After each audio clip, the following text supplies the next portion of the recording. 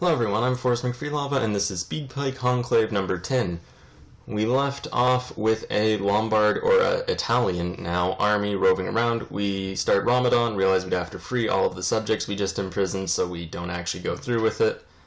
We could hold a feast, but we're kind of near out of money, closer than I would like to be, so we just don't do that either. And we end Ramadan barely more pious than we started off with, so it was kind of a bit of a waste of a Ramadan. Although there's really not much we can do all about that.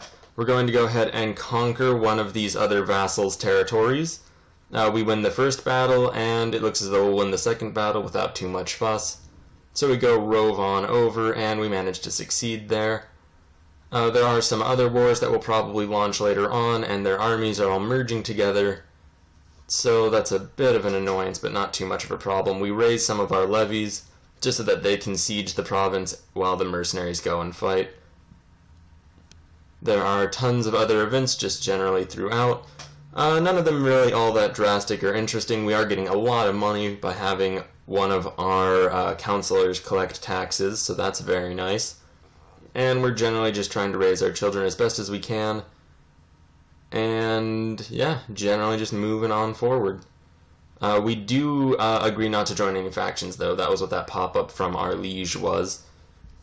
Although we really haven't been bothering too much with the liege, as really our whole idea has been to just grow our wealth. We did lose 50 relations with them, though, so that might be a huge problem.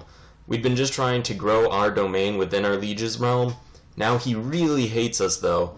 It is a testament, though, to our strength that we've managed to accrue, that despite the fact that he hates us, we're still not getting any requests to have any of our titles stripped from us. Now, that might not last forever, but it could happen really at any point. This is going to be the most important thing. You'll see we're right now just passing out titles to various family members. The most important thing coming up in the future will be whether or not we actually get any requests for titles to be stripped from us by our liege. Until that happens, though, it's just going to be standard operating procedure. We declare war. They have more troops than we do, so that's a little worrying. We invite a bunch of plotters to kill our family member in the realm we just declared war on. If we manage to kill them first, before we win this war, we will inherit their territory, annex the territory we're attacking for, and then just completely wipe out that small realm within the realm. So we're going to keep that up. You'll notice there are a lot of attempts, and they're all failing. There goes another failed. It happens a comically large amount of times. There's another attempt. And in fact, we have something like 220% plot power, and his regent and spymaster is the one in charge of it. So it is just ridiculous how long it's taking. We also go ahead and arrange some marriages because we run out of wives for a bit. And just, you'll notice all these pop-ups are just attempts happening and failing, ruining our relations with basically everybody, by the way, because now everyone knows what we're up to. But just more attempts that always seem to fail. A Catholic revolt, but it breaks. And I check really quick to see where our relatives are, still up in Anjou.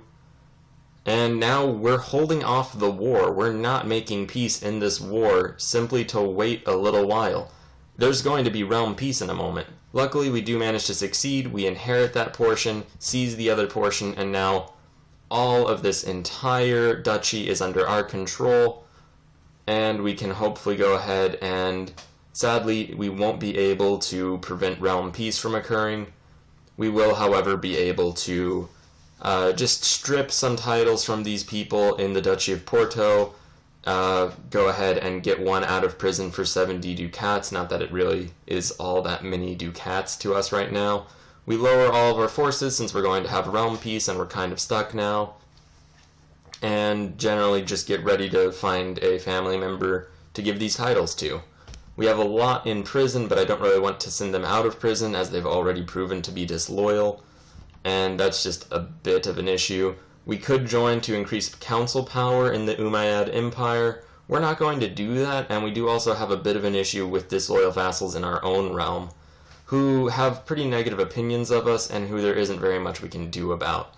We do go ahead and grant the Emirate of Portugal to our genius son, which goes ahead and makes him our heir, and I'm completely fine with just bypassing our heir in Koruna, because he's just nowhere near as good as the genius son is going to be, and this way we keep a genius on the, well, I guess the throne. Other than that, we do have our former heir pretty upset at us, trying to overthrow us. That's probably not going to happen. He doesn't have enough troops and we can just raise mercenaries. It is still a threat, though. I realize that we do have a domain element in the very south of the Umayyad Empire. And what we're going to do, first of all, apparently raise this Andalusian girl, Sweeby. Not sure why our liege wants that, but we're not going to turn that down. And just raise other kids. The main thing, though, is since we have that territory down in the south, we can just march this army down there. It's all mercenaries, so it doesn't really matter much to us. And during the 60 months of enforced realm peace, we'll just roll these guys down, and declare war on all of the tribal groups down to the south of us, and just start seizing them. And we could launch a holy war, but I'm worried that they'll just convert, so we launch a war of conquest and just rove on down. I didn't realize it at the time because I didn't read the entire tooltip, but that did cost us 50 piety. So that was a bit sad, and we do end up declaring a holy war for the next one, just to avoid that same issue. We do go ahead, grant another one of these very small children control over that tribe, because that makes sense and will hopefully not work out poorly. We grant him the rest, and if we manage to take over all of sub-Saharan Africa, he'll probably just be the guy in charge. The invasion casus belli is awesome as it is unavailable. We need 1,000 piety for that. We're circling at about 130. So it's probably unlikely that we'll ever have enough piety to actually invade someone, especially considering that it costs 50 piety every time we declare a war of conquest, and that's really been the bread and butter of our political expansion. So with that said, we go ahead and attempt to assault the holding. That costs us about 1,000 of our 2,400 mercenaries, and now we're suddenly not an overwhelmingly superior force in the region, and that is terribly worrying and really limits what we'll be able to do. We also have an ability where we gave our heir ambitious, so that was very nice. And we're just going to try to give all these kids the best traits that they possibly can get, because they're going to form our aristocracy either way. We do win this battle, which is great news, and we go ahead and make that kid greedy because, hey, greedy means more tax money. There is a considerable force heading over towards us. We get a hunting dog because we have the hunting focus to just live, not forever, but for a decently long amount of time. And we are going to go ahead and hire those 1,900 men, just because this war is kind of turning into a terrible bogged down mess. And we're just going to try to evacuate these 1,000 men against the 2,000 coming up to attack them. It doesn't look like that's going to work out very well at all, and in fact they are attacked, and we do basically no damage to that army, which is just a terrible thing. We go ahead and raise our centralization to high because, hey, we have enough piety, whatever you want to call it, and it's not like we can declare any wars of conquest for the next about 30 months or so. So this little attempt to make these 60 months of realm peace go a bit quicker and hopefully profitably aren't really going all that well for us. We do manage to get these armies back together. That one decided they had to flee the entire continent because of that lost battle, but they're back in Africa, and this 1,900 stack is rushing back up north to rejoin them. We raise some realm levies. Those are our own personal levies, actually. We go ahead and merge them together. 3,200 men, 2,800 enemy men to the south. We go ahead and charge over hey, another kid's ambitious, why not?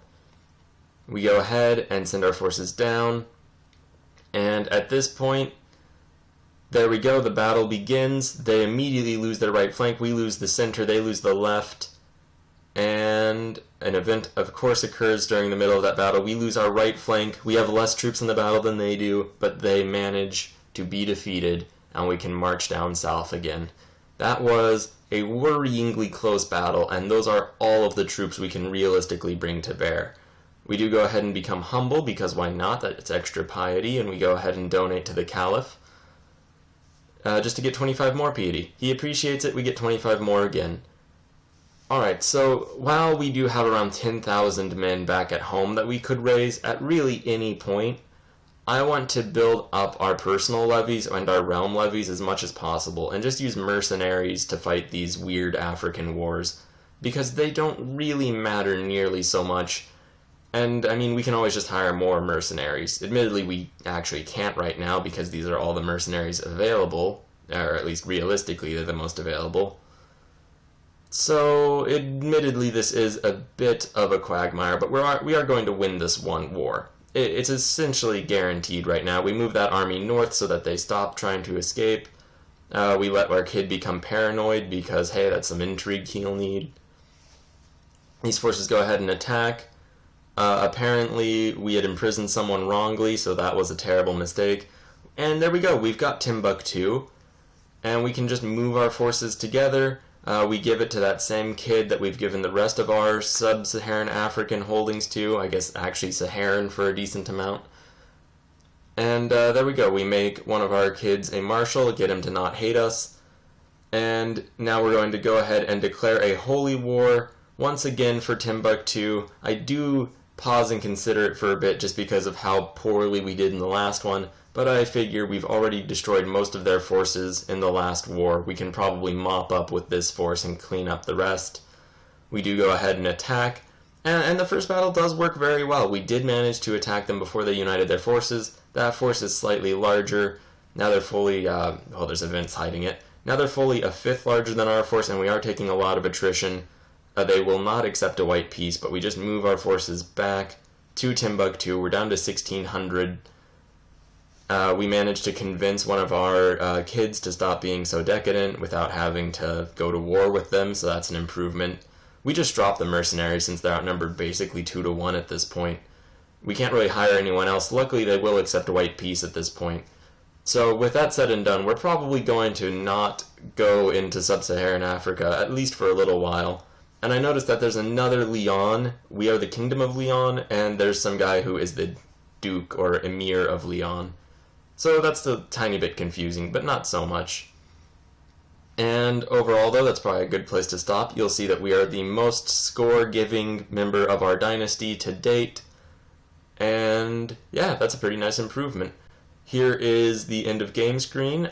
We have expanded so that it is kind of out of frame, so we might have to readjust just what's in picture.